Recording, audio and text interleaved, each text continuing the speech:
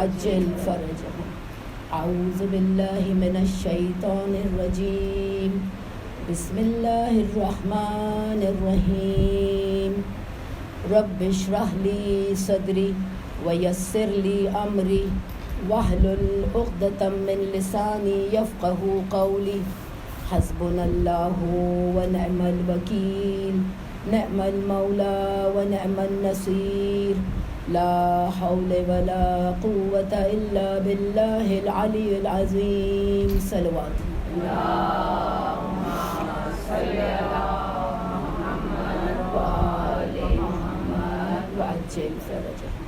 الحمد لله رب العالمين، رب الشهداء والصديقين، والصلاة والسلام والتحية والإكرام على رسول المسدد محمود الأحمد المصطفى الأمجد أبي القاسم محمد. صلوات اللهم صل على محمد وآل محمد وعجل فرجه. أهل بيته وعترته الطيبين الطاهرين المعصومين المظلومين الغر ميامين، لا سيما على إمام المنتظر حجة الثاني عشر. اللهم عجل فرجهم وسهل مخرجهم وكسر أنصارهم وأهلك أعداءهم، ولعنة الله على أعدائهم أجمعين. أما بعد، فقد قال الله تبارك وتعالى في كتاب المجيد وفرقان الحميد وقول الحق وهو أصدق الصادقين. بسم الله الرحمن الرحيم. هو الذي بعث في الأميين رسول منهم يتلو عليهم آياته ويزكيهم ويعلمهم الكتاب والحكمة وإن كانوا من قبل لفي ضلال مبين. صلوات اللهم صل على محمد وآل محمد. حاضرین محفل، السلام علیکم ورحمۃ اللہ وبرکاتہ. تمام تعریفیں اس رب جلیل کے لیے کہ جس نے اس کائنات کو خلق کیا، ہمیں یہ شرف عطا فرمایا کہ ہم اس صفحۂ عزائے امام حسین پر آ کر بیٹھے. یہ مقدس صفحۂ عزائے امام حسین ہے. یہ جو مجالس ہیں یہ وہ بہت بابرکت عبادات کی محفلیں ہیں. ہم نے سنا ہے نا کہ معصومین آتے ہیں. امام زین العابدین علیہ السلام اپنی زندگی میں ہمیشہ کہتے تھے کہ جو بھی شادی میں بلانا ہے پہلے مجلس رکھو، میں ضرور آؤں گا. بلکہ خود نہیں آتے تھے اکیلے، پوری اہل بیت آتے تھے ساتھ میں. یہ ہمارا شرف نہیں ہے، ان کا اسٹیٹس بہت بڑا ہے، بہت بلند ہے وہ. تو دیکھیں یہ ہماری خوش نصیبی ہے، ہماری سعادت ہے کہ اس عرض جو فرش ہے نا عزاداری کا، اس کو خداوند عالم فرتا ہے. اس لیے کہ اہل بیت کا مقام اونچا ہے، وہ نیچے کہاں آئیں گے ہمارے پاس. اس فرش کو لے کے جاتا ہے جنت میں تاکہ وہ اس میں شرکت کرے. تو یہاں پر آنے والے اپنے آپ کو خوش نصیب سمجھے، یہ سعادت ہے. اور پھر خداوند عالم نے ہمیں 1 سال اور مہلت دے دی کہ ہم پھر اس محفلوں میں آتے ہیں اور امام کا ذکر سنتے ہیں، امام کے تعلیمات سنتے ہیں. ہماری خدا سے یہ دعا ہے کہ خداوند عالم رہتی دنیا تک ہمیں اور ہماری نسلوں کو ذکر امام حسین سننے والوں میں، کہنے والوں میں قرار دیں انشاءاللہ، اور ان کی محبت سے متصل رکھیں انشاءاللہ تعالی. ہماری زندگی، ہماری آخرت کے تمام جو مرحلے ہیں خداوند عالم، ان تمام مرحلوں میں ہماری رہنمائی ان کے ذریعے فرمائے انشاءاللہ، اور ہماری شفاعت کے لیے انشاءاللہ اہل بیت ہمارے لیے ہوں. درود بھیجے محمد و آل محمد. اللہم صلی علی محمد و آل محمد. عجل فرج۔ اپنے موضوع پہ جانے سے پہلے حاضرین میں ایک بات کہنا چاہوں گی کہ سفر کے مہینے کے متعلق جو کہا جاتا ہے نحوست ہے، آفتیں ہیں، مصیبتیں ہیں، پتہ نہیں کوئی کہتے ہیں کہ مردوں کو کالا کپڑا لاؤ اور سر سے لے کے پیر تک کپڑا ناپو اور اس کو دو کسی کو، کوئی کالے تیل ہے، کوئی پتہ نہیں کالے رنگ کی دالیں ہیں، کیا کیا کیا کرتے رہتے، صدقات دو۔ صدقے کا تو ویسے بھی خداوند عالم نے حکم دیا ہے کہ ہر روز صدقہ دو، امام زمانہ کو دو، اپنے گھر والوں کے لیے نکالو، ہر روز صدقہ ہے۔ یہ نحوست جو کہتے ہیں سفر کے مہینوں کو، کبھی آپ نے غور کیا؟ زیارت عاشورہ تو الحمدللہ سب پڑھتے ہوں گے، اس میں ہم کیا پڑھتے ہیں کہ مولا یہ آپ کی عظیم مصیبت ہے، یہ جو حادثہ ہوا ہے کربلا کا، شام کا، کوفے کا، یہ عظیم مصیبت ہے، آفتیں ہیں۔ کیا کربلا کی جو عصر عاشور تھی کیا کم تھی؟ اور جو بیویاں ہماری بغیر چادر کے کوچاؤ بازاروں میں گئی، یہ کیا آفتیں، یہ نحوستیں، یہ کم ہے؟ تو ان کی پریشانیوں کو، یعنی ہم جب کہتے ہیں مولا آپ کے اوپر اتنی پریشانیاں پڑیں عظیم، یہ زیارت عاشورہ کو توجہ کے ساتھ پڑھیں، تڑپ کر پڑھیں۔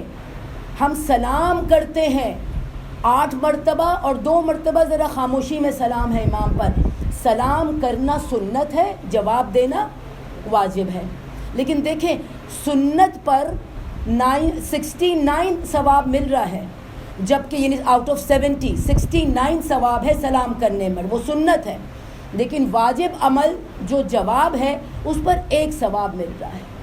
اس کا لاجک کیا ہے کہ جب بندہ آگے بڑھ کر سلام کرتا ہے نا، تو یعنی اس نے اپنے تکبر کو، اپنے غرور کو، سب چیز کو پیچھے، نفرتوں کو، سب کو پیچھے چھوڑ دیا، پہل کیا سلام کرنے میں، تو خداوند عالم خوش ہوا۔ اور جواب کیوں واجب رکھا کہ اب سامنے والے کے دل میں جو بھی ہے اس کو درگزر کرو، کیونکہ یہ واجب ہے، اب تمہیں جواب دینا ہے۔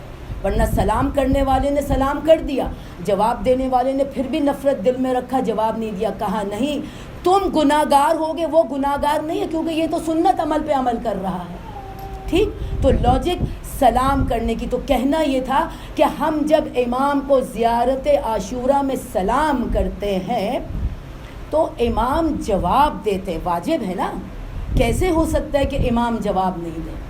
یہ ہماری گناہگار کانیں نہیں سن پاتی ہیں، کیونکہ ہمارے دلوں میں نفرتیں، کانوں میں گناہیں، زبان سے عجیب و غریب قسم کی باتیں نکلتی ہیں۔ جب تک ہمارا دل صاف نہیں ہوگا، نفس پاک و پاکیزہ نہیں ہوگا، ہم امام کے سلام کا جواب سن ہی نہیں پائیں گے۔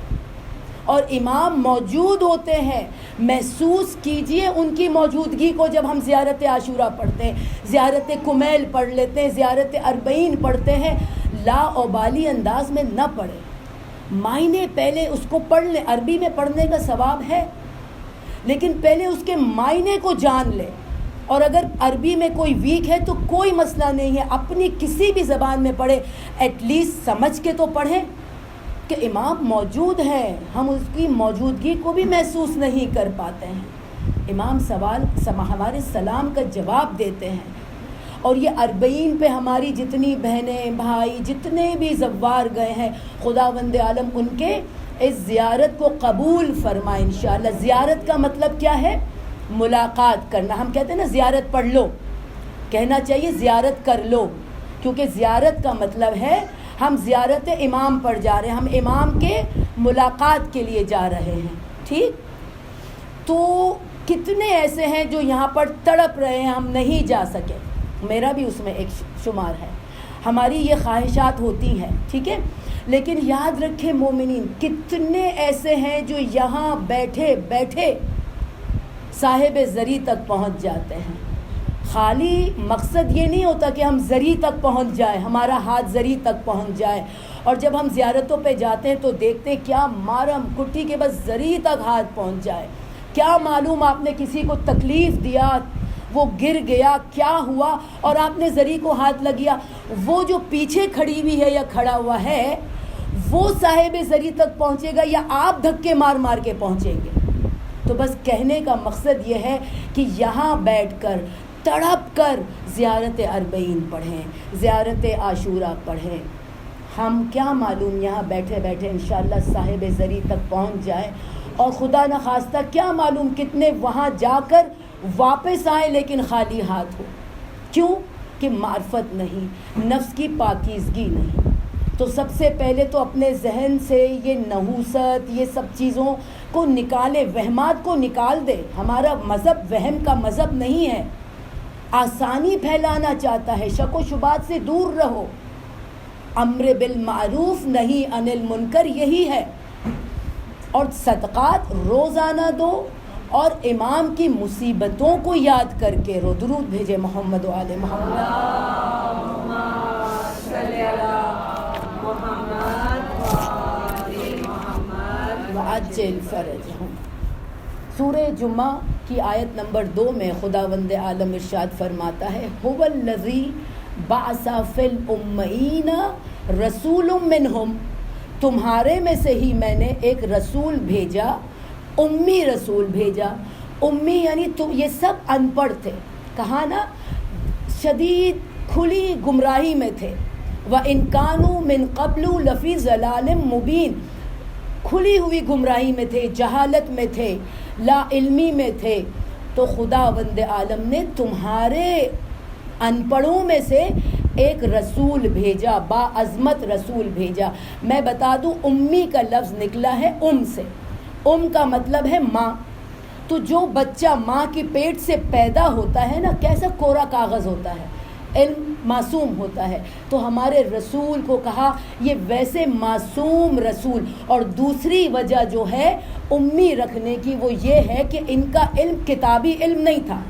غور سے سنیے گا، جو کبھی کبھار اعتراضات ہوتے ہیں نا، ہم نے علماء سے پوچھا، انہوں نے بتایا یہ اعتراضات بالکل بے معنی ہے. رسول خدا کو اس لیے امی رکھا، کتاب کا علم نہیں دیا، ان کو علم حضوری تھا. The knowledge of the presence of heart, جس کو کہتے ہیں نا. جب رسول خدا غار حرا میں تھے تو فرشتے نے کہا، جبرائیل نے کہا اقرا، پڑھ. رسول خدا نے کہا مجھے پڑھنا نہیں آتا. کاغذ قلم دیا، کہا لکھنا نہیں آتا. تو جبرائیل امین نے رسول خدا کو سینے سے ٹائٹ دبا دیا تھوڑی دیر تک باحکم خدا. وہ دبانے کا مقصد کیا تھا کہ خداوند عالم کا نور علم کا رسول خدا میں ٹرانسفر ہو رہا تھا. اور رسول خدا جب تاریخی باتیں بتاتے نا، حضرت مریم کی، حضرت عیسیٰ کی، یہودیوں کی، نوح کی کشتی کے ساتھ کیا ہوا، عاد کے ساتھ کیا ہوا، قوم عاد کے ساتھ، تو یہ سب کیا کہتے ہیں؟ وہ تو کتاب سے پڑھ کے بتا رہے ہیں ہم کو، اپنے عالم سے. اب میں بھی تو دیکھیں کتاب سامنے رکھی ہوں نا، علماء سے ہمارا کانٹیکٹ ہے نا، تو ہم کانٹیکٹ رکھتے ہیں. میں جو کہوں گی یہی ہوگا، اور ہے بھی کہ ہم نے علماء سے اپنا رابطہ رکھا ہے. لیکن رسول خدا کے پاس کوئی عالم معلم نہیں تھا. وہ جو کہتے تھے علم لدنی تھا، علم حضوری تھا، خدا کی طرف سے تھا. تبھی تو لوگ مجبور ہوئے کہ ہم اب کیا کہیں ان کو کہ عالم سے لائے ہیں، کتاب سے لائے. نہیں، یہ تو ہے ہی نہیں ان کے پاس. تو پھر معاذ اللہ جادوگر اور پتہ نہیں دیوانہ اور کیا کیا کیا کیا کہنے لگے. تو کہا ہم نے تمہارے میں سے ہی ایک رسول کو، عظمت والے رسول کو بھیجا، جو کیا کرے، هو الذی بعث فی الامین یتلو علیہم آیاتہ، جو تمہیں آیات کی تعلیم دے. صرف پہلے کہا آیت بتاؤ، اس کے بعد کہا یزکیہم، ان کے نفسوں کو پاک و پاکیزہ کرو.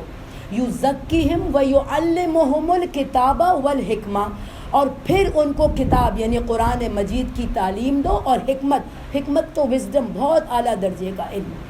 پھر ان کو جب نفس پاک و پاکیزہ ہو جائے، پھر تم ان کو کتاب کی اور حکمت کی تعلیم دو. تو معلوم ہوا علم سے پہلے نفس کی پاکیزگی ضروری ہے. کیوں؟ اس لیے کہ شیطان کے پاس بھی علم تھا، تبھی تو وہ فرشتوں کے صف میں عبادت الہی میں مصروف تھا. لیکن اپنے نفس کی خباثت کی وجہ سے، خباثت کہتے ہیں، خبیث کہتے ہیں وکڈنس کو، ٹھیک ہے، فلتی ڈیڈز کو. اپنی نفس کی خباثت کی وجہ سے وہ نکال دیا گیا جنت سے. تو علم سے بہتر کوئی بھی کتاب اٹھا کر، الخصوص قرآن مجید کو اٹھا کر جب پڑھیں، اپنے نفس کو پاک و پاکیزہ کریں. کیونکہ اخلاق ہے کیا؟ اصل میں وہ زیر سے نہیں ہے، اخلاق زبر سے ہے. اخلاق جو ہے وہ کیا ہے؟ خدا کے احکامات، جھوٹ نہیں بولو، غیبت نہیں کرو، کسی کا دل نہ دکھاؤ، ہر نیکی جو ہے وہ اخلاق ہے. تو اگر اخلاق بیمار ہے، ہمارا نفس پاکیزہ نہیں، تو اخلاق بیکار ہے، بالکل بیکار ہے اخلاق. دیکھیں دنیا کی نظر میں اخلاقیات کا کیا تصور ہے؟ ہم سمجھتے کسی نے چائے پلا دیا تو بہت بڑا صاحب اخلاق ہے، کسی نے سلام کیا بہت بڑا صاحب اخلاق ہے. ٹھیک ہے، دنیا کی نظر میں وہ مہذب ترین انسان ہے، لیکن علماء اخلاق کے نزدیک وہ مہذب نہیں ہے. کیوں؟ کیونکہ یہ نفس کا تعلق باہر کی دنیا سے نہیں ہے کہ ہم نے جھک کے سلام کر دیا، چائے لا کے دے دیا. نفس کو دیکھنا ہے، نفس کے جذبے کو دیکھنا ہے. یہ اندر کی دنیا ہے، نفس کی پاکیزگی.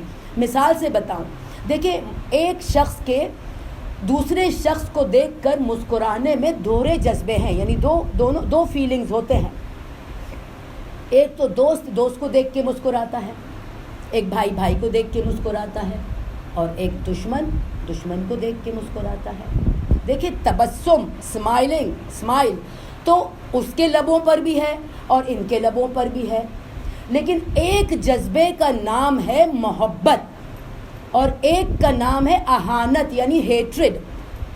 ایک کا نام ہے اخلاق اور دوسرے کا نام ہے توہین. صحیح؟ مسکراہٹ تو دونوں کے چہرے پر تھے، لیکن اب یہ مسکراہٹ نہیں بتائے گا کہ یہ بہت طیب آدمی ہے یا یہ بہت خبیث ہے. خبیث سے مراد وہی وکڈ، ایول، یہ نہیں ہوگا. مسکراہٹ نہیں بتائے گا، یہ نفس کی پاکیزگی بتائے گی کہ یہ شخص کتنا طیب ہے، کتنا پاک ہے. اسی مقصد کے لیے رسول خدا آئے تھے کہ میں لوگوں کے زندگی میں ان کی اخلاقیات کو منزل کمال تک پہنچا دوں. انکا لعلی خلوق عظیم، یعنی وہ اخلاق کے عظیم درجے پر فائز تھے ہمارے رسول خدا. وہ علم کے اعتبار سے عالم اخلاقیات تھے. غور سے نوٹ کیجئے ان باتوں کو. عالم تھے، عالم نہیں، عالم یعنی ٹاپ موسٹ. اور عمل کے اعتبار سے صاحب اخلاق تھے. اسوۃ الحسنہ، ہمارے لیے رول ماڈل.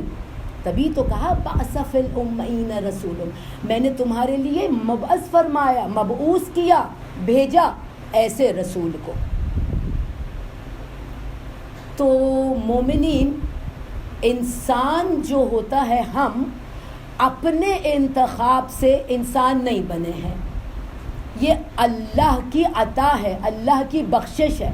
ورنہ وہ ہمیں نباتات بنا سکتا تھا، جمادات بنا سکتا تھا، حیوانات بنا سکتا تھا. انسان بنا کر ان تمام مخلوقات میں اشرف بنا دیا، بلند بنا دیا. تو اب ہمارا کام کیا ہے کہ ہم اپنے اندر اس انسانیت کو بنائے رکھنا. لقد خلقنا الانسان فی احسن التقویم، میں نے تمہیں بہت بہترین سانچے میں، بہت بہترین تمہارا ساخت بنایا. جو اللہ نے ہمارا ڈھانچہ بنایا نا، اسکیلیٹن ہمارا ڈھانچہ بنایا، اس سے بہتر شاکار کوئی ہو ہی نہیں سکتا تھا. میں نے عظیم تمہارا ساخت بنا دیا، تمہیں دنیا میں بھیج دیا. اب اس میں انسانیت کا رنگ تمہیں بھرنا ہے، اخلاق کا رنگ تمہیں بھرنا ہے. حسد تمہیں دل سے نکالنا ہے، نفرتیں تمہیں دل سے نکالنا ہے. اسی لیے مولا کائنات نے نہج البلاغہ حکمت نمبر 148 میں ارشاد فرمایا کہ انسان اپنے زبان کے نیچے چھپا ہوا ہے. مرد پنہا است در زیر زبان خویشتن، قیمت و قدرش نہ داند تا نیاید در سخن. یعنی جب تک زبان بند ہے، جیسے ہمارا اخلاق ہے، ایک دکان ہے، زبان تالا ہے. جب یہ تالا کھلتا ہے تو پتہ چلے گا نا کہ دکان سونے کی ہے یا کوئلے کی ہے. تو جب تک انسان کا زبان انسان خاموش ہے تو اس کے عیب، اس کے ہنر ظاہر ہی نہیں ہوں گے. جیسے اس نے گفتگو کی تمام اس کے جوہر ہمارے لیے عیاں ہو جائیں گے. اب وہ جوہر چاہے اچھائی ہو چاہے برائی ہو. اسی لیے کہا لباس سے، گاڑی سے، بنگلے سے لوگوں کی پہچان نہ کرو. یہ گاڑی، یہ برانڈڈ لباسیں جو بھی، کیونکہ دیکھیں کیا معلوم برانڈڈ لباس پہن کے اس کے چہرے پر کیسا غرور ہے، کیسی مسکراہٹ ہے، تنزیہ ہے، فخریہ ہے، غرور والا مسکراہٹ ہے، کیسی مسکراہٹ. اور گاڑی میں جب بڑی بڑی گاڑی سے انسان اترتے ہیں، بیٹھتے ہیں، کیسا کیا فیلنگز ہوتی ہیں، کیا جذبات ہے. ٹھیک. اور جب زبان کھولتا ہے تو زبان سے کیسے الفاظ، اعلیٰ الفاظ ہوتے ہیں یا گھٹیا الفاظ نکلتے ہیں. دیکھیں یہاں پہ بھی مرنے کے بعد یاد تو اس کو بھی کیا جائے گا. ٹھیک ہے، جو امیر تھا، بڑے بڑے لباسوں میں گھومتا تھا، اچھے اچھے لباسوں میں، گاڑیوں میں، مرنے کے بعد اس کو بھی یاد کیا جائے گا. اور ایک جو بہت با اخلاق تھا، کہا اخلاق سے پہچانو، اس کو بھی یاد کیا جائے گا. لیکن اس کو کیسے یاد کیا جائے گا؟ کہیں گے خس کم جہاں پا، کتنا اتراتا تھا، آج دیکھو 2 گز کفن اور زمین کے نیچے پڑا. اس طرح یاد ہوگا. اور جو اخلاق والا ہوگا، آگے لوگوں کی خدمت، مشکلات دور کرنے والا ہوگا، رکاوٹیں ہٹانے والا ہوگا، سکھ کا باعث بنے گا، اس کے لیے آدمی ہمیشہ اس کو یاد رکھے گا. کاش وہ ہوتا تو آج ہماری یہ مشکل نہیں ہوتی ہے نا. ایسا ہوتا ہے نا، کاش فلاں ہوتا تو آج ہم کہاں ہوتے.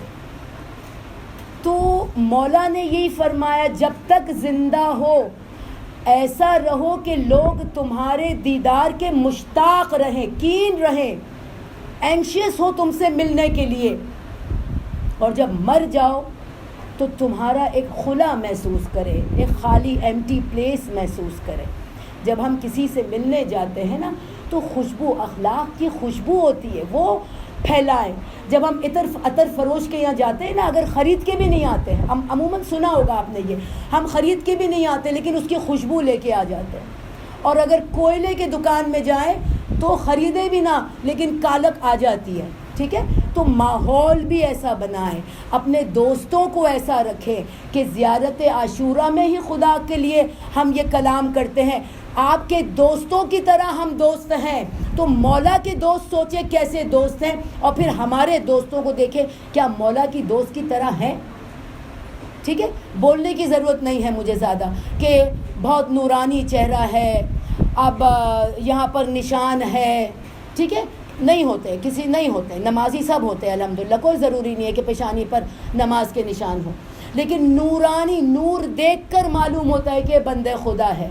تو ہمارے دوستوں میں جب ہم ان کے ساتھ بیٹھتے ہیں، ان کی محفل میں بیٹھتے ہیں، کیا ایسا نور ہے؟ کیا ہم خوشبو لے کر واپس آتے ہیں یا وہی نیگیٹو اور پازیٹیو جو ہوتا ہے نا، نیگیٹیوٹی ہم لے کر آتے ہیں؟ تو اپنی زبانوں کا حفاظت کریں کہ بہت سی پریشانیاں، بہت سی مشکلیں آتی ہی ہیں اس زبان کے ذریعے. ہم رشتے بدل دیتے ہیں، ہم دوستوں کو بدل دیتے، نہیں وہ خراب ہے، وہ خراب ہے، بدل دیتے ہیں. غالب نے کیا خوب کہا، بہت غالب نے خوب کہا، عمر بھر غالب بھول کرتا رہا، دھول چہرے پہ تھی آئینہ صاف کرتا رہا. یعنی خود میرے اندر گندگی تھی، میں آئینہ صاف کرتا رہا، رشتوں کو بدلتا رہا، کہا تو ایسا، تو ایسا، تم ایسے. ہم ہمیشہ دوسروں کو شکایت کرتے رہتے ہیں، کبھی اندر جھانک کر ہم نے نہیں دیکھا کہ ہم خود کیسے ہیں. درود بھیجے محمد.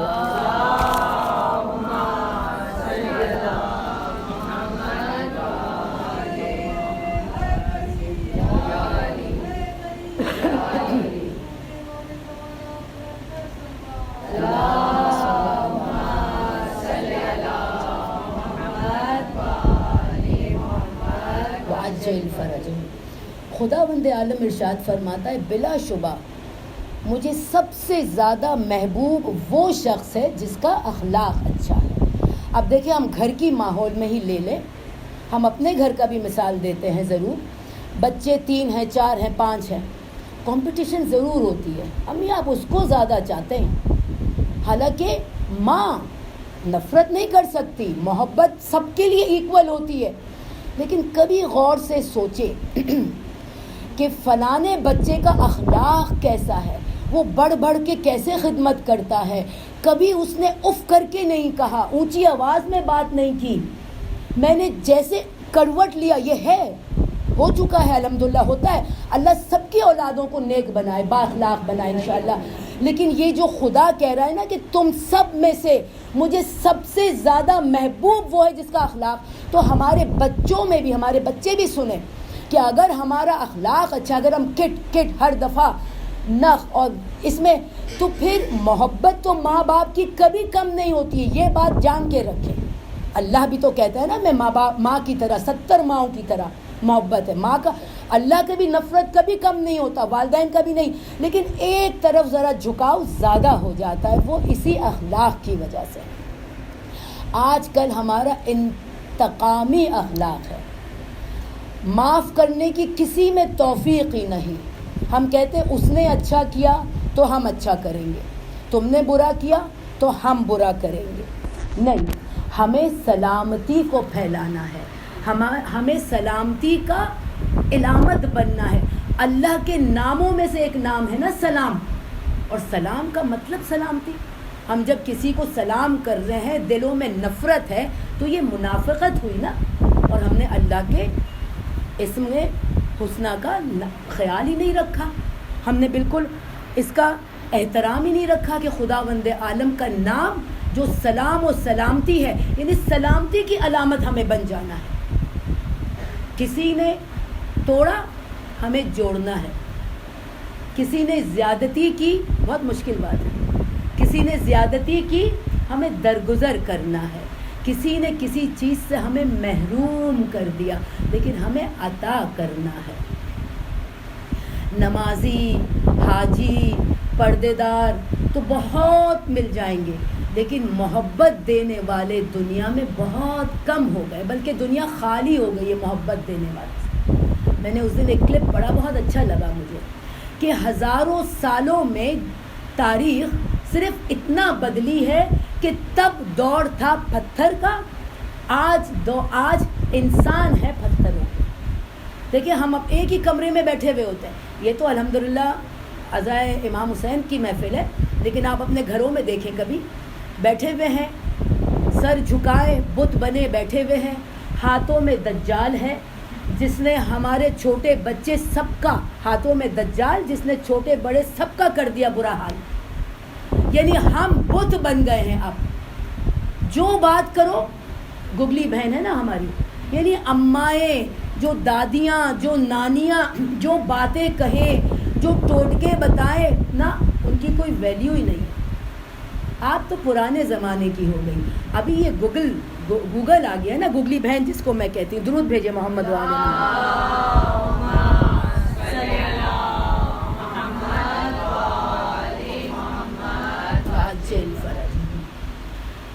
روز قیامت جب ہمارا حساب کتاب، سب کو پتہ ہے نا یہ برزخ ہے کیا مومنین. برزخ ایک سرجری کا مقام ہے. ہم نے دنیا میں کہتے ہیں نا کہ موت حاصل کر لو اس سے پہلے کہ موت آئے. وہ کیا ہے؟ یہ ہماری آنکھ جو ہے نا، دنیا کی آنکھ ہے، یہ دنیا کی آنکھ. قلب کی آنکھ جو ہے نا، وہ ہے روحانی آنکھ. اس کو بند کر کر، نفس کو پاک و پاکیزہ کر کے، قرآن کے ایک ایک حرف میں گھس جائیں، غور و فکر کریں، تو آپ کی قلب کی آنکھ جاگے گی اور پھر وہ دیکھ پائے گی آپ کے اطراف کو. تو دیکھیں کتنے علماء ہم سنتے کہ جیسے موت ہوئی، جب خواب میں آتے ہیں نا بڑے بڑے علماء، کہتے جب میں مرا تو مجھے ایسے لگا کہ میں بہت بڑے باغ میں آ گیا، یعنی بغیر حساب کتاب کے ہی، یعنی وہ قلب کی دنیا کے ساتھ زندگی گزار رہا تھا اس دنیا میں، اپنے اس قلب کے آنکھوں کے ساتھ تھا، اس کے زبان کے ساتھ تھا. مرتے ہی برزخ سے فارغ. لیکن جب ہم مرتے ہیں تو برزخ میں، چھٹے امام نے فرمایا نا کہ میں آپ کے برزخ سے ڈرتا ہوں، برزخ کے عذاب سے ڈرتا ہوں. یہاں ہماری آنکھ بند ہوئی، وہاں قبر میں جاتے ہی یہ دل کی آنکھ کھل جاتی. اب ہمیں ایک ایک حساب دینا ہے، ایک ایک حساب جو کچھ دنیا میں کیا. بہت ڈیپتھ ہے اس کا، میں انشاءاللہ کسی اور وقت میں بتاؤں گی. تو اب یہ حساب دینا یعنی یہ ہماری سرجری ہو رہی ہے. اگر ہم ایسے ہی چلے جائیں نا روز قیامت نہیں بچ پائیں گے, رک ہی نہیں پائیں گے. تو یہ سرجری ہو جاتی ہے. ہم اپنے آپ کو علاج کرواتے ہیں نا, دنیا میں کوئی چیز بگڑ گئی اس کا علاج کراتے ہیں تاکہ ہم ذرا صحت مند زندگی اور گزار سکیں. تو یہ برزخ میں ہمارا علاج ہوتا ہے. ہمارے گناہوں کو تھوڑا سا کاٹا جاتا ہے, گناہ ہم بخشوائے جاتے ہیں, پھر جا کے ہم روز قیامت پہنچتے. تو جب روز قیامت محشر کے وقت ترازو سب نے سنا ہے, جب نامہ اعمال کو ہمارا تولا جائے گا تو ایک بادل, سفید بادل سیدھے ہاتھ کے پلڑے میں, یعنی اس کے جو سیدھے ہاتھ کا ترازو کا بیلنس کا ہوگا, اس میں جیسے ہی وہ آئے گا وہ ترازو نیچے جھک جائے گا, وزنی ہو جائے گا. پریشان ہو کر پوچھیں گے یہ کون ہے جس نے میرے ترازو کو, نیکیوں کو اتنا وزنی کر دیا؟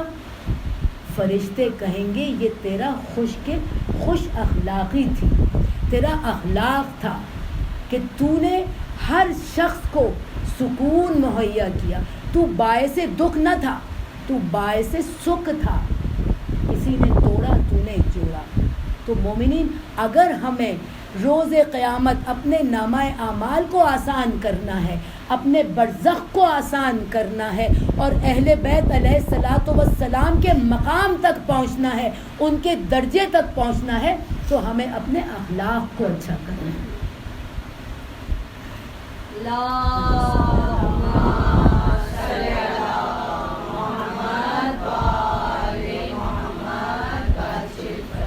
کیا اخلاق تھا کربلا والوں کا. کچھ دیر کے لیے اپنے آپ کو کربلا پہنچا دیجئے مومنین. کیا اخلاق تھا. وہاں پر کثیر تعداد تھی دشمن کی, اور یہاں 72 کہتے ہیں, لیکن کئی روایتوں میں 150 بھی لکھا ہے.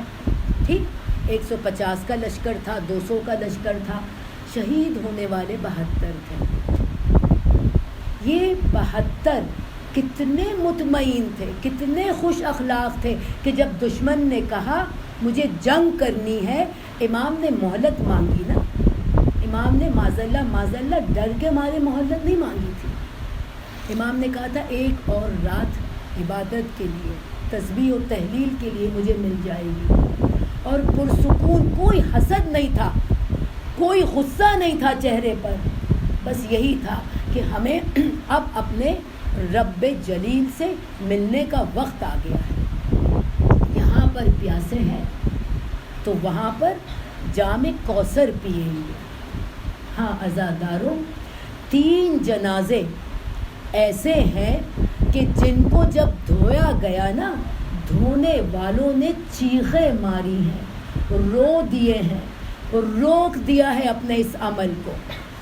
ایک تو ہماری جناب سیدہ سلام اللہ علیہا کا جنازہ کہ حیدر کرار فاتح خیبر جب غسل دے رہے تھے بی بی کو, تو جب پھسلیوں پہ نظر پڑی ہے, ٹوٹی ہوئی پھسلیوں پر جب نظر پڑی, امام چیخ مار کر روئے ہیں. اپنے پیشانی کو دیوار سے مارا, جو ضرب آب ہاتھ میں تھا پھینک دیا زمین پر. اور ایک جنازہ سکینہ کا تھا, رونے والی دھونے والی جناب زینب سلام اللہ علیہ. جب غسل دینے لگی آواز دی, بیٹا سجاد, سکینہ کا کرتا نہیں نکلتا ہے جسم سے, کیا کروں اسی حالت میں دفن کر دوں. امام مظلوم فرماتے ہیں ہاں پھوپھی اماں اسی حالت میں دفن کرو. ہم نے سنا ہے ننھی سکینہ نے بہت تماچے کھائے ہیں, تازیانے کھائے ہیں. ہاں عزاداروں, یہ ننھی سکینہ سونے سے پہلے گھبرایا کرتی تھی کیوں کہ اتنے جب اپنے بابا کا نام پکارتی تھی تازیانے کھاتی تھی، تماچے کھاتی تھی، جب بھی سونے جاتی کروٹ لیتی، ان تکلیفوں سے بچی سو نہ پاتی۔ بس عزادارو، ایک دن امام کا سر آیا، ننھی سکینہ نے اپنے باپ کے سر پر اپنا سر رکھ کر فریاد کیا، اب آئے ہو بابا، جب تماچے لگے اس وقت کہاں تھے بابا؟ آپ کے سینے پر سونے والی سکینہ خاک پر سوئی، آپ نے خبر نہ لی۔ بس عزادارو، یہ کہتے کہتے سکینہ خاموش ہو گئی۔ جناب سید سجاد آگے آئے، نفس پر ہاتھ رکھا، پکارا انا للہ و انا الیہ راجعون۔ بس عزاداروں مختصر بیان کروں گی، سید سجاد نے ان طوق و زنجیروں کے ساتھ کس طرح اپنی بہن کے جنازے کو زندان کے قبر میں دفنایا ہوگا۔ ارے ممکن نہیں ہے، جب سکینہ کا جنازہ ہاتھ میں ہوگا نا، کربلا کی طرف رخ کیا ہوگا، اے 72 کے سوگوار بابا، آؤ اپنی بیٹی کا جنازہ لے لو۔ عزادارو، ہم سید سجاد پر سلام بھیجتے ہیں۔ 35 یا 40 سال میرے امام نے گریہ و ماتم کے ساتھ، مجلس کے ساتھ، ان آنسوؤں کے ساتھ لوگوں کے ذہنوں کو ہموار کیا اور پھر معرفت الہی سکھایا۔ جس طرح رسول خدا نے 40 سال اپنے کردار سے، گفتار سے، رفتار سے لوگوں کے ذہنوں کو بنانے کے بعد ان پر الہی نظام کو پیش کیا نا، اسی طرح گریہ و زاری کے ساتھ، ماتم کے ساتھ میرے امام نے لوگوں کے ذہنوں کو ہموار کیا۔ اسی لیے تو دوست جانے نہ جانے، لیکن دشمن پہچانتا ہے ہمارے ان آنسوؤں کی قیمت کو، ان آنسوؤں کے مقام کو، اسی لیے تو روکنا چاہتا ہے۔ پہلے کووڈ تھا، پہلے کیا کیا تھا، اب پتہ نہیں کیا کیا بہانے کر کے 40 میں جانے کے راستوں کو روکنے کی کوشش ہوتی ہے، لیکن مومنین وہ سیلاب کیا رکے گا جس میں جناب سید سجاد کے خون کے آنسو شامل ہیں، جن میں زینب کی گریہ شامل ہے، جس میں فاطمۃ الزہرا کے فریاد شامل ہے، جن میں اہل محمد کی صف عزا شامل ہے۔ وہ سیلاب کب کیسے رکے گا؟ نہیں رک پائے۔ ہاں عزادارو، ایک دن منہال کوفی امام کے حجرے میں آتا ہے، رو رو کر کہتا ہے، امام کب تک روئیے گا؟ سب آپ جانتے ہیں، سنا ہے بار بار کہ جب وضو کے لیے پانی آتا تھا امام روتے تھے، کھانے کے لیے آیا امام روتے، اتنا روتے کہ وہ پانی بھی مضاف ہو جاتا آنسوؤں سے۔ منہال کہتا ہے، امام اب بس کر دیجئے، کتنا روئیں گے؟ میرے امام فرماتے ہیں، منہال جب میں کسی شیش ماہی بچے کو ماں کی گود میں دیکھتا ہوں مجھے علی اصغر یاد آ جاتے ہیں، جب میں کسی کڑیل جوان کو دیکھتا ہوں بھائی علی اکبر یاد آ جاتے ہیں، میں کس طرح اپنا رونا بند کروں؟ منہال کہتا ہے، اچھا امام چلیے بازار چلیں، لوگ مشتاق ہیں آپ کے دیدار کے۔ بس بازار کا نام سننا تھا کہ میرے امام نے دھاڑے مار کر روئے۔ منہال بازار کا نام نہ لو، مجھے شام کا بازار یاد آ جاتا ہے۔ ارے کیوں امام نے 3 مرتبہ کہا؟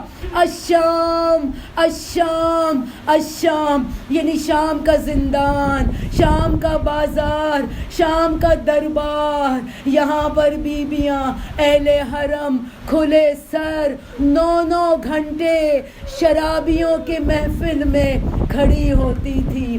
ہاں عزاداروں، امام باہر آئے، لوگ غول در غور امام کو ملنے کے لیے آئے، ہر کوئی آیا، اپنا تعارف کرایا، سلام کیا، امام نے سر پر ہاتھ رکھا، دعا دی۔ ایک قصاب بھی تھا اس میں، جب اس نے اپنا تعارف کرایا سلام کے بعد، امام کھڑے تھے، بیٹھ گئے، کہا تو قصاب ہے؟ تو نے امت محمدیہ میں جو شریعت احکام ہے ذبیحہ کے، تو نے اس کو یاد کیا ہے؟ تجھے معلوم بھی ہے؟ وہ بندہ کیا سمجھا کہ میرا امام میرا امتحان لینا چاہتا ہے، بڑھ چڑھ کر کہتا ہے ہاں امام مجھے یاد ہے، سنا دوں؟ اس نے سنانا شروع کیا۔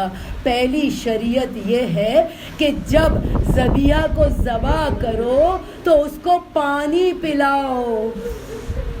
بس عزاداروں یہ سننا تھا کہ میرے امام کا گریہ شروع ہوا، کہا ہائے میرے 3 دن کے بھوکے پیاسے بابا، آپ کو بھوکا پیاسا ذبح کیا گیا۔ دوسری شریعت یہ ہے کہ کسی جانور کو کسی جانور کے سامنے ذبح نہیں کرنا۔ امام نزدیک تھا کہ غش کھا جائے، ارے کہتے ہیں 70 قدم کے فاصلے پر میری پھوپھیاں کھڑی تھی، فریاد کر رہی تھی اے شمر ملعون میرا بھائی پیاسا، قتل نہ کر۔ ہاں عزادارو، تیسری شریعت سنو گے؟ ارے وہ قصاب کہتا ہے تیسری شریعت یہ ہے کہ جس چاقو سے ذبح کیا جائے وہ چاقو بہت تیز ہونا چاہیے۔ بس عزادارو، امام نے اپنا سر و سینہ پیٹا، ہائے میرے بابا، آپ کو کند چاقو سے ذبح کیا گیا۔ ہاں عزادارو، جب شمر چلا تھا نا میرے امام مظلوم کے پشت پر، ارے چاقو نہیں چل رہی تھی، کسی نے کہا کند ہے، کسی نے کہا تجھے چلانا نہیں آتا، لیکن میں کہوں گی شاید وہ ماں موجود تھی جو 28 رجب سے اپنے حسین کے ساتھ تھی، کبھی ہاتھوں کو گلے کے بیچ میں لاتی ہوگی، فریاد کرتی ہوگی اے شیخ میرے حسین نے تیرا کیا بگاڑا ہے۔ ہمارا سلام ہو کربلا والوں پر، اسیران کربلا، شہدائے کربلا پر، الا لعنت اللہ علی القوم الظالمین، وسیعلم الذین ظلموا ای منقلب ینقلبون۔ پروردگار عالم ہماری قلیل عبادت کو قبول فرما۔ محمد